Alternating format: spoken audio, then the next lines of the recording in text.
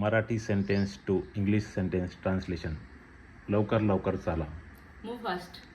सरळ उभा राहा. Stand up straight. काय झाले? What happened? बसून राहा. Remain seated. थांबू नकोस. Don't stop. थोडा विचार करा. Just imagine. 2 वेळेस विचार करा. Think twice.